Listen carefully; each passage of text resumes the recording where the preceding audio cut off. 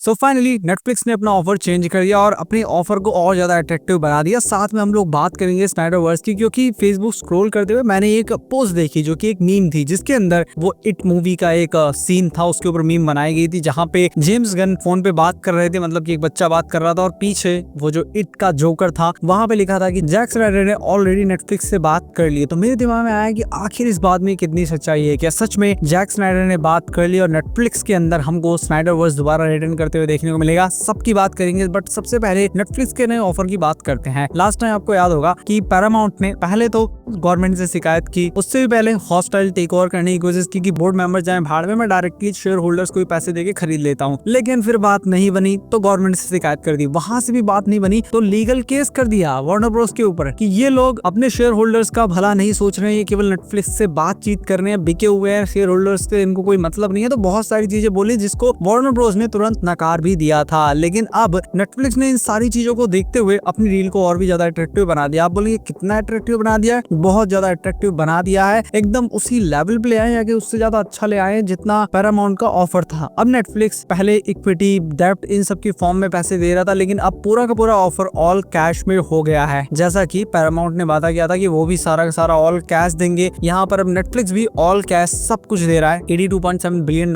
पूरा का पूरा, जिसकी वजह से अब वार्नर ब्रोस के जो शेयर होल्डर्स हैं उन सभी को एक और रीजन मिल गया है नेटफ्लिक्स के साथ डील क्लोज करने का। क्योंकि पहले पैरामाउंट चीख चीख के चिल्ला रहा था कि हम ऑल कैश दे रहे हैं, लेकिन अब नेटफ्लिक्स भी ऑल कैश दे रहा है और साथ में नेटफ्लिक्स इनका केबल चैनल नेटवर्क भी नहीं खरीद रहा है। इस हिसाब से वो काफी अच्छा खासा पैसा दे रहा है। और अगर बात करें डील कब तक क्लोज होगी, तो अप्रैल के करीब बोर्ड मेंबर्स की और शेयर होल्डर्स की सबकी वोटिंग होगी। जब वहां पे सब कुछ अप्रूव हो जाएगा, उसके बाद फिर रेगुलेटरी वाला रह जाएगा एंटी ट्रस्ट लॉ, उसके बाद अगर वो भी अप्रूव हो गया तो जाके डील क्लोज होगी। अभी डील 110% कंफर्म होने के चांसेस हैं, लेकिन फिर भी 1-8% अगर कुछ चमत्कार कर दे पैरामाउंट तो अलग बात है। लेकिन मोस्ट प्रोबेबली का 110% ये नेटफ्लिक्स के खाते में ही जाएगा। बात करें अगर स्नाइडरवर्स की, तो ये स्पेकुलेशन इसलिए बहुत ज्यादा आग पकड़ रही है क्योंकि बहुत समय से आप एक पैटर्न नोटिस करेंगे इंस्टाग्राम के ऊपर, जो जैक स्नाइडर का पेज है या अकाउंट है, उसके ऊपर वो बार बार जस्टिस लीग के मेंबर्स की, कभी सुपरमैन की, कभी वंडर वुमन की, कभी बैटमैन की, ये सब फोटोज पोस्ट कर रहे हैं, जिसकी वजह से लोगों को ये लग रहा है कि हो सकता है नेटफ्लिक्स के साथ ऑलरेडी इन्होंने बात की हो। और क्या जैक स्नाइडर नेटफ्लिक्स के लिए पहली बार कुछ बनाएंगे? नहीं, ऐसा नहीं है। इससे पहले एक एनिमेटेड सीरीज भी वो बना चुके हैं जो कि थॉर के ऊपर, लोकी के ऊपर बेस्ड है। काफी अच्छी सीरीज है, हिंदी में अवेलेबल है, जरूर देखिए। लेकिन थॉर उसके अंदर हीरो नहीं है, विलन है। और एक दूसरी मूवी भी बना रखी है, एक्चुअली 2 मूवी बना रखी है, उनका नाम मैं भूल रहा हूँ, पोस्टर आप अपनी स्क्रीन पर देख सकते हैं। इसका हो सकता है 3rd पार्ट भी आए। तो इससे हमको पता लगता है कि नेटफ्लिक्स ऑलरेडी यहाँ पे काम कर रहा है। और नेटफ्लिक्स को ये भी पता है कि दुनिया के अंदर जैक स्नाइडर की फैन फॉलोइंग बहुत ज्यादा है। दुनिया में करोड़ों लोग हैं जो हेनरी कैविल को ही असली सुपरमैन मानते हैं, जिसकी वजह से नेटफ्लिक्स डेफिनेटली कुछ ना कुछ यहाँ पे करेगा। अगर मैं होता या आप होते, अगर हमको पता है कि हाँ इतना ज्यादा ही पॉपुलर है, तो हम लोग डेफिनेटली इसके ऊपर कोई ना कोई मूवी बनाते हैं। आप खुद सोचिए, नेटफ्लिक्स साल भर में 100 तो मूवीज ऐसी रिलीज कर देता होगा जो 2 कौड़ी की रद्दी मूवी होती है, लेकिन फिर भी नेटफ्लिक्स उसमें बहुत सारा पैसा लगा देता है। तो यहाँ पे जहाँ पे बहुत सारे चांसेस है कि स्नाइडरवर्स अगर रिवाइव हुआ, अगर नेटफ्लिक्स के ऊपर, सिर्फ नेटफ्लिक्स के ऊपर उसकी मूवीज आएंगी, तो भी बहुत सारा उससे पैसा मिलेगा नेटफ्लिक्स को, क्योंकि लोग बहुत सारा सब्सक्रिप्शन खरीदेंगे। तो यहाँ पे मोस्ट लाइकली स्नाइडरवर्स रिवर्स हो सकता है, बैक हो सकता है, लेकिन सिर्फ नेटफ्लिक्स के लिए वहां पे